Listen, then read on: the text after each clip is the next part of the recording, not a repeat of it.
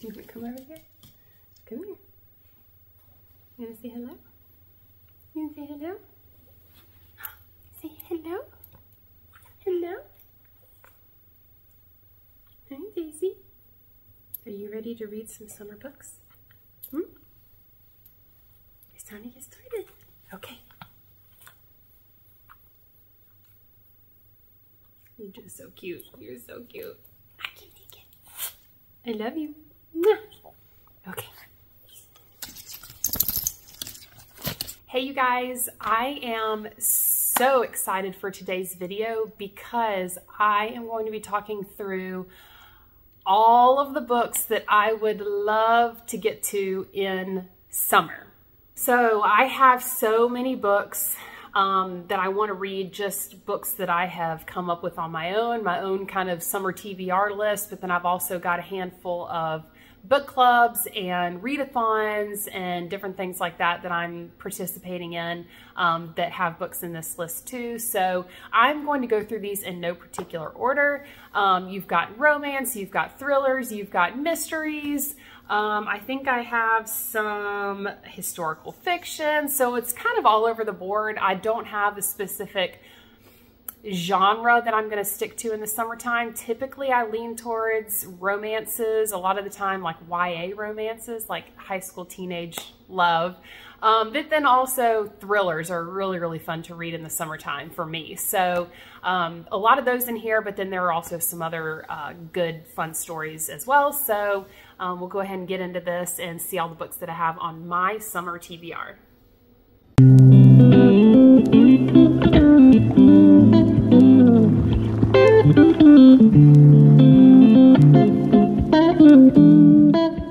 Okay, so I am very much a seasonal reader, very much so. Any vibe I'm getting from the weather or the holiday or the time of year, I like to read books that are set in that time of year for the most part. I do like to sprinkle in a little bit of usually fall, pretty much any time throughout the entire year. Fall, Halloween, I could read anytime, all the time. But I am very much a seasonal reader. I'm also very much a mood reader. So I have a long list of books that I would love to try and get to between the months of June and probably like mid-August until I switch over to my fall list. Finally, I cannot wait. So I'm going to go through all the books that I have in my list for the summer months. There are a lot that are backlist items. I've got, I think a couple that are newer, but at least new for me. But there are quite a few, and so I'm going to do the best that I can to get through these. So let's get right into it. Okay, so I have been waiting to be able to pick this book up, and I am so excited because I've been saving it for the summertime. It's set during the summer at a summer camp, and this is an author that I am really looking forward to reading his backlist. But this book in particular, The Last Time I Lied, is one that I have been waiting to be able to pick up. So this story follows our main character, Emma, who went to Camp Nightingale years and years ago when she was a teenager, and then while she was there, her three roommates, which were three slightly older girls, went out one night in the middle of the night and never came back. Totally disappeared off the face of the earth. No one knows what happened, but the camp shut down because of that incident. And then since then, Emma has grown up. She has become an artist, but she cannot get out of her head these images of these girls disappearing in the woods, and it's all that she can paint. Literally, it just is on rotation in her brain. And so years later, the director of this camp actually shows up at one of her art shows, sees the painting, remembers Emma, and asks her to come back to the camp that she has decided to reopen to be the art instructor. And Emma has a decision to make whether or not she wants to go back to the place where this terrible nightmare happened, or if she wants to say, no, thank you. I'm perfectly fine with what I'm doing here in the city. I do not need to go back and endure that again. she decides that this is her chance to be able to get answers. And so she goes back to Camp Nightingale and she starts finding clues that will hopefully be able to give her the answer she's looking for as to why and how these three girls disappeared years and years ago. This is a book by Riley Sager. It is a thriller and a bit of a mystery, and it's one that I am so excited to be able to pick up. I've actually already started it. I'm probably like, let's just see. So I'm about 70 pages into this one, and it's just starting to kind of pick up. She's back at the camp now, and she's already found her first clue. So I am looking forward to getting through this one very, very much. Perfect for the summertime. All right, so this story, I have never read anything from this author before, and I actually found this book at my library's bookstore. And so I got this for about $2 at my local library's bookstore, but this is The Bodyguard by Catherine Center. And I know Catherine has another book coming out in June, maybe July, but this will be my first book that I read from her, and I'm very excited to kind of take a look at this author, see if she's one that I like. I've heard that her stories are very, very good. So I don't know a lot about this story other than the fact that it's about a guy who is very famous and ends up going home to Texas where his family lives, and his mom has gotten very sick, so he returns home, but he has a stalker, and in order to protect himself and his family, he hires a bodyguard. And the thing I like about this story that I hope is going to play out really nicely is that the bodyguard, it's almost like a role reversal from what you normally think of in this kind of situation, but the bodyguard is a female and the person who is being protected is a male. And so I kind of like that flip-flop dynamic. I'm curious to see how that's going to play out. She kind of, as the synopsis says, she looks more like a kindergarten teacher than an actual bodyguard. But I think this one is going to be fun because there, I'm sure, will be some kind of budding romance between the two of them. I like that this takes place in Texas, which I think will be fun during the summer to read as well. And yeah, it just sounds like a really cute read. So we'll see once I get into this if it's going to play out like I'm hoping it will. But I'm really interested to see how this dynamic works out. All right, this next book, I could not wait. I went ahead and read this one before I made this video, and so I just finished this yesterday, and this will go on my favorites list. I absolutely loved this book, and that is Every Summer After by Carly Fortune. And perfect summertime read. It had all the warm lakeside, you know, sticky skin, hot sun, going out in the backyard, laying on the dock, all the feels. I just got all the great summer vibes from this book. The romance, oh my gosh, the romance in this story was freaking amazing. I loved it. I love these characters. The two main characters in this story are Percy and Sam. Percy is from the city, but her family actually buys a lake house for them to go to during the summer times. And she moves in next door to two brothers and their mom because their father passed away. And they are, I think when she moves in, Sam is 13 and Charlie, his older brother, is 15. And they have this lake house for many years that they go back to every single summer. And it starts out as just a cute, sweet friendship between the two of them, and then it slowly starts to blossom into more feelings than that. This is an open door romance, so there are a lot of very steamy scenes, just to be forewarned. But I loved the way that Carly Fortune wrote this story. I think Sam is probably like my favorite book boyfriend that I have read yet. I have not gotten into all the Sarah J. Maas. I know there are a lot of good boys in those books, but for me, oh my gosh, Sam was so great. He annoyed me at times, a little bit of that, what are you doing? Hurry yourself up, make a decision kind of situation. However, he is so good to her and so sweet, and I just loved this relationship, loved this story. I give this story 5 stars. I highly recommend it for the summertime. It has a dual timeline, so you're going, I believe it was 15 years in the past or so, and then present day. So there's the dual timeline that's really interesting and is written really, really well. And you get sort of a sense of like a YA style during the past scenes, and then in the present scenes, it's more of an adult romance read. So it's a really, really good book all around. I highly recommend this one if you're into romance and you're looking for a good specific summer read that's going to bring you all the summer and the romance feels. Okay, so for this next author, who is another romance author, I'm just kind of slipping in all the romance authors into this TBR, but I have heard that she writes very, very, very good romance. These books are perfect for the summertime, and so for Mother's Day, for myself, I just went ahead and did a clean sweep and snatched up all these books. So this is kind of like a large list all in one that I want to try to get through for the summertime, and I cannot wait to pick these up. I actually already started one, Book Lovers, but this is Book Lovers, Beach Read, The People We Meet on Vacation, and Happy Place, all by Emily Henry. And I'm like a little over 100 pages into Book Lovers. I think it's really cute so far. I'm liking the dialogue and the writing style and the character development especially, which I'm huge on in the stories that I read.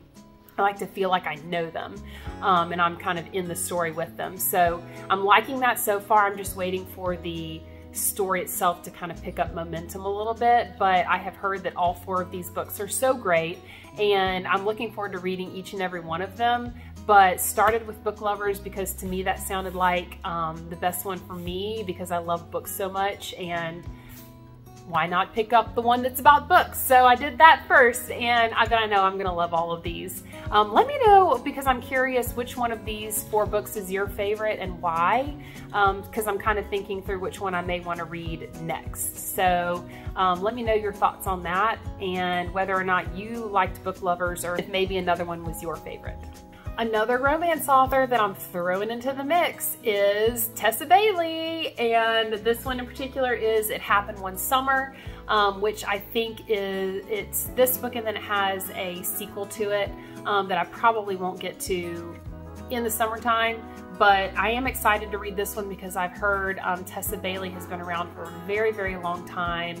She has a lot of very spicy books, but then she has a few books that are like this.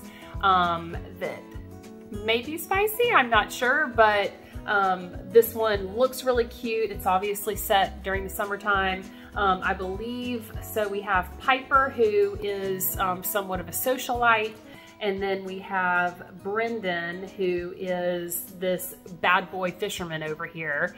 And I think this takes place in a small town. It obviously looks like probably a coastal town, and I just think for the summertime, this sounds like it could be a really cute story. I don't know a lot about it, but again, Heather from Bookables, thank you, said that this was a really good book and that she really, really likes Tessa Bailey and a handful of her novels. So I'm excited to dig into her writing as well and see how she kind of stacks up next to all of these other romance authors that I'm trying to get through during the summertime. Okay, this next book, I don't know much about this author. I don't know much about this book. I do know that this particular author has a ton of books, and I think most of them are summertime specific, so I think she knows what she's doing, and this will hopefully be a very, very good summertime read. But I picked up, and actually this was a gift from a friend of my mom's who ended up, she knows that I love reading. She had an extra book, and so she gave this one to me, and so I'm so excited to read it. But this one in particular is Summer People by Hilderbrand. And I know that obviously it says she's the author of Barefoot, which I think is one of her most well-known stories. This one in particular, it takes place in Nantucket. I don't know much about the story itself, but it just looks like a really beautiful summer cover. And it says it was the summer that would change their lives forever. And so obviously something life-changing happens in this. I'm very curious to see what Ellen Hilderbrand's writing style is like, and want to try to squeeze this one into this very long list for my summer TBR, because I feel like it wouldn't be right to read this any other time of year except for right now. Okay, so I have 2 horror books that are in my list that are specifically for Summerween. And I am counting down the days for Summerween. I cannot wait. I wish July would get here like right now, because I am so ready to read these books. And I have some other books that I'm going to check out from my library closer to time, like the graphic novels, and I want to get, I may go out and buy In the Company of Witches, because there's a book that you're supposed to read that takes place in the fall, and that's the one that I have on my list. So, and I've heard that that book is fantastic, a nice little cozy mystery. So, but the books that I have specifically for that readathon that are horror related, I thought I would just combine. So I have The Southern Book Club's Guide to Slaying Vampires by Grady Hendrix, and Dracula by Bram Stoker. And I cannot wait to read both of these. I'm really wanting to try and open up my horizons and do a little bit more reading in the horror genre. This is obviously a classic, and I cannot wait to read this book.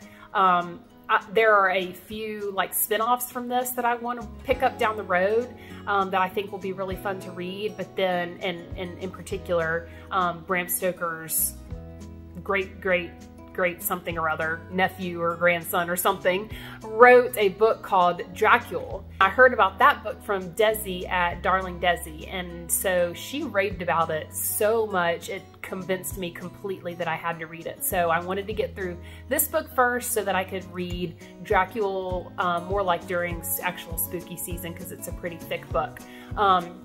But then this book is going to be my very first Grady Hendrix read. I have heard Grady Hendrix is kind of, I've never heard anyone compare him to Stephen King, but in my mind, the way people talk about him and his writing, it's almost like he's the next Stephen King.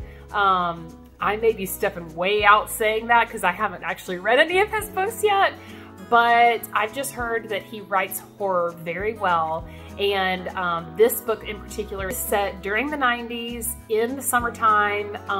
It looks really cool with these peaches, I guess they are, that have the blood dripping out of them. It looks so gross and so fun.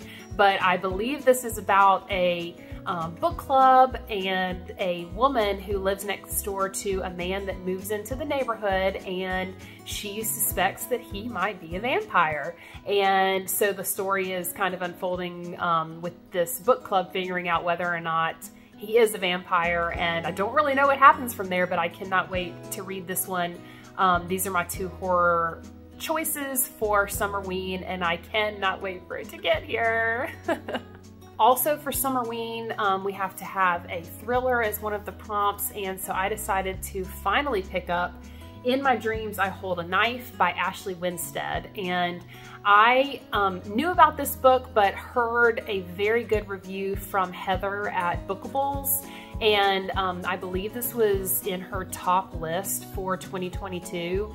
And so it sounds very intriguing. It's about a group of people who went to school together, and then I think it's 10 years later they go to their college reunion, and when they were in college, one of their friends in their group died. I don't know how it happened, I don't know why it happened, but then years later when they go to their reunion, they kind of all seclude themselves and say nobody's going anywhere until we figure out what happened to our friend, and it becomes this game of guess who, and you have to figure out who did it and why it happened and how it happened and all those fun questions in a thriller. So I think that this one is going to be really good for me. part of my Summerween reading list, and one that I'm very excited. Probably one out of all the books that I'm going to be reading in the summer, this is probably in my top 5 of what I'm most excited to read. So we shall see.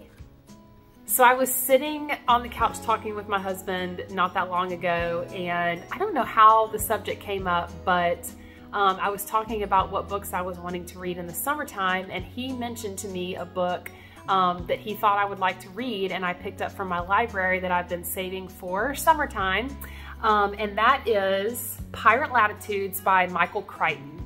And I have never heard a single person besides my husband talk about this book. He read it, he loved it, he thinks I'm gonna like it a lot.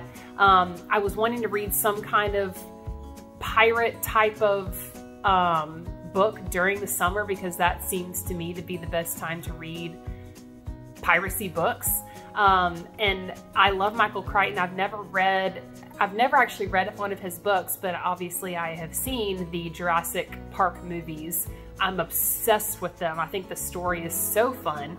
And so the fact that that came from his brain, I am excited to see what this story is like. I don't know a lot about it. It seems like somewhat of a complicated plot, but it takes place in the Caribbean in the 1600s.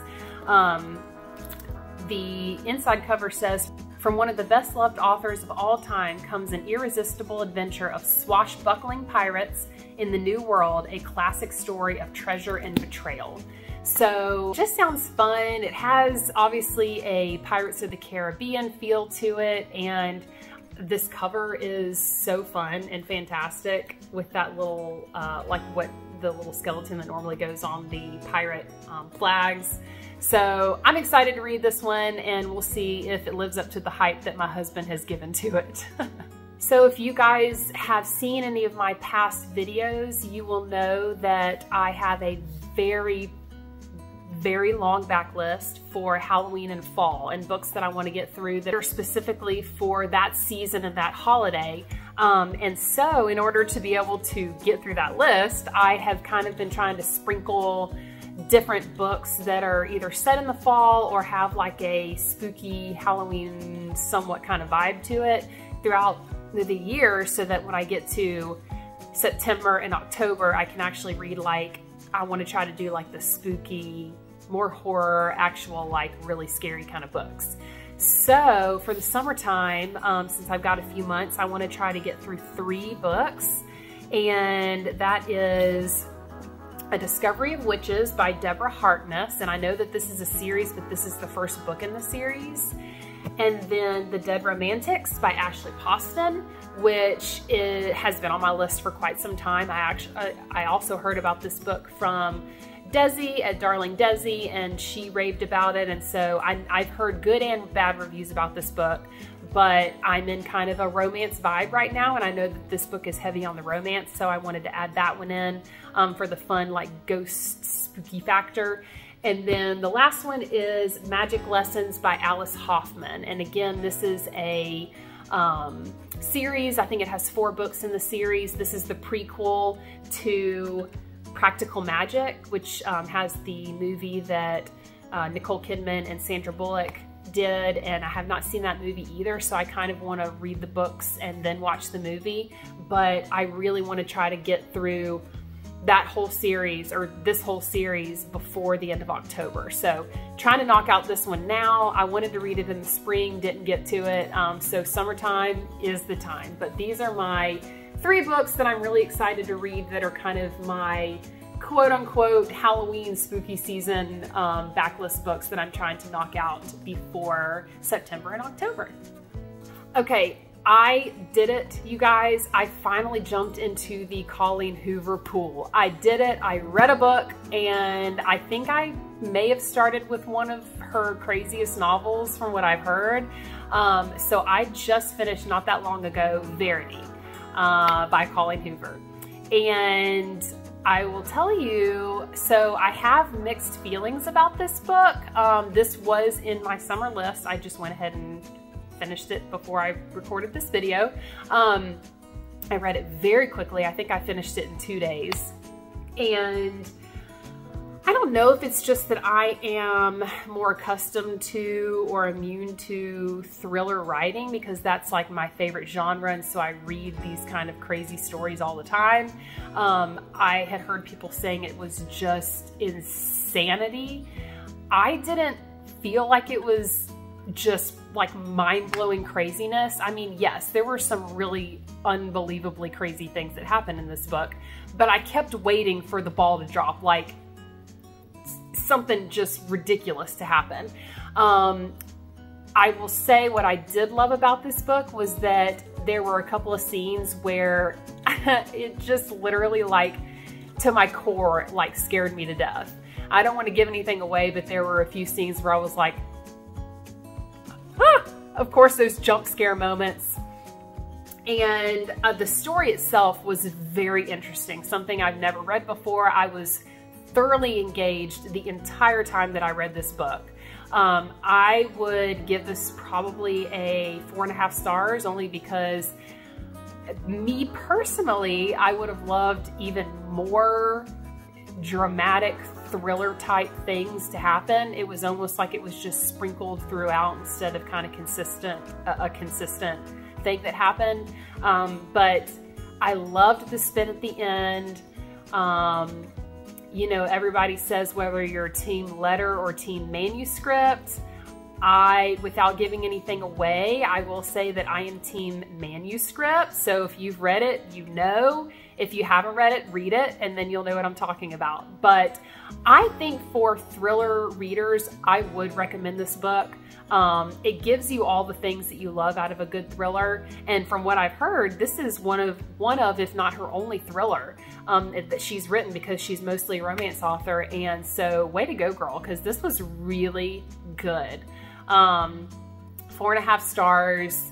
And I can't wait to pick up another one of her books. I feel like I'm kind of like, I set myself up now for a particular type of writing, and her romance may not be like this, but I know that I like the way that she writes. It is completely gripping. You feel every emotion that the characters are feeling, and so it's something that with romance, especially if it's like gut-wrenching romance, I like to be able to feel all the feels when I'm reading. If it's fluffy, you lose me. So I am very, very excited to be able to read some of her other stuff, but a little too early to say that I'm like a Colleen Hoover groupie, but I did really enjoy this book. All right, so for my one historical fiction novel, and where do I begin? I have a very good friend who told me years ago that if I had not watched Outlander, what the heck was I doing with my life? And I did not know what she meant until I gave it a chance. And you guys, it is probably one of my favorite shows I have ever watched in my entire life. I am obsessed with the characters, the love story. Oh my gosh, it is the most beautifully written, unbelievable love story that I've ever read.